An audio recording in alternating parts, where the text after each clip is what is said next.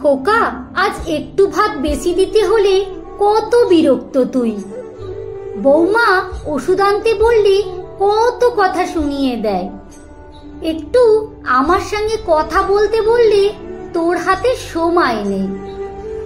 কিন্তু খোকা, তুই যখন ছোট ছিলি, যখন তোর জ্বর আসতো, বাবা দৌড়ে ওষুধ আনতে যেত তোর জন্য।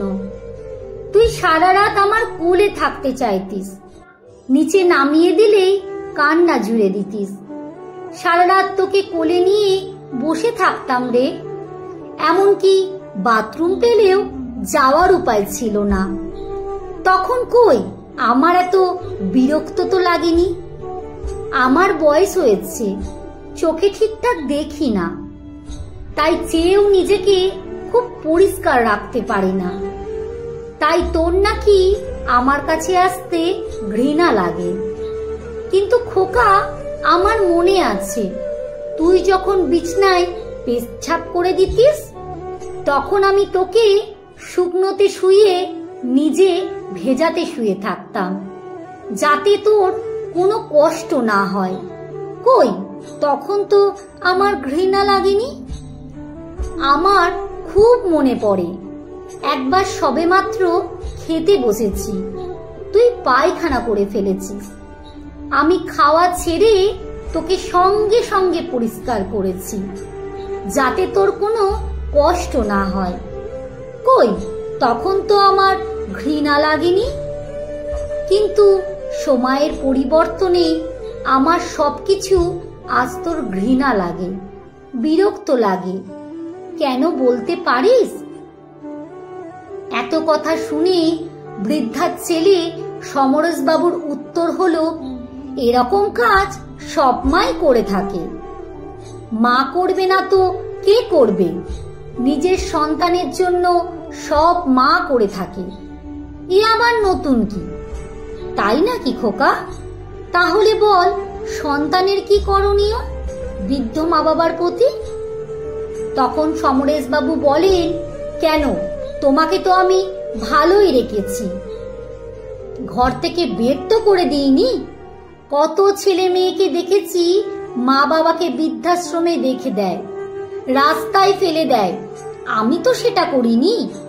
তখন বৃদ্ধা হাসতে হাসতে বলে, আমাকে বৃদ্ধাশ্রমে পাঠিয়ে দিলে বা রাস্তায় ফেলে দিলে মাস গেলে বাবার পেনশনের টাকা কি করে পাবে তুমি? মায়ের মুখে এমন কথা শুনে সমরেশবাবু খানিকটা ঘাবড়ে যান। বৃদ্ধা তখন হাসতে হাসতে বলে, খোকা, আমি তোর মা, আমি তোকে খুব ভালো করেই জানি।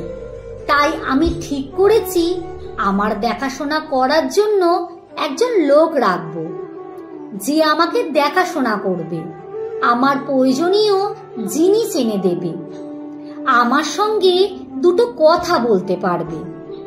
তোর কাছে শুধু একটাই অনুরোধ, তুই আর বাবার পেনশনটা টাকাটা নিবি না। ওই টাকাটা দিয়ে আমি আমার দেখাশোনা করার জন্য একজন লোক রাখবো। সমরেশবাবু এবার খানিকটা নরম সুরে বলল, দেখো, মা বাবার পেনশনের টাকা আমার সংসারটা অনেকই চলে। তুমি আমাকে সেই টাকা না দিলে আমার খুব কষ্ট হবে মা। আমি তোমার বৌমাকে বলবো আজ থেকে তোমার ভালো করে দেখাশোনা করতে।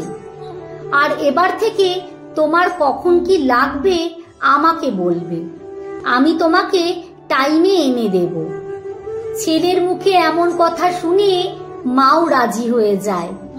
আসলে মা তো সন্তানের কষ্ট কোনোদিনই দেখতে পারেন না, তাই সন্তানের এই মিষ্টি মিষ্টি কথায় বৃদ্ধা ভুলে গেলেন সব কিছু। আজ বৃদ্ধা বিছনাতে, পরিস্থিতি খুবই খারাপ। ছেলে ভুলে গেছে মাকে দেয়া কথাগুলো, তবুও মা বিছনায় শুয়ে শুয়ে ঠাকুরের কাছে প্রার্থনা করছে তার সন্তান যেন খুব ভালো থাকে, কোনো কষ্ট না হয় তার সন্তানের। আসলে মা তো মাই হয়, আজও মায়ের কোনো বিকল্প খুঁজে পাওয়া যায়নি। কলমে সুষমা বাগ অ্যান্ড প্রধান, পাঠে অঞ্জু বিশ্বাস, ভিডিওটি যদি আপনাদের ভালো লেগে থাকে একটু লাইক কমেন্ট করতে ভুলবেন না।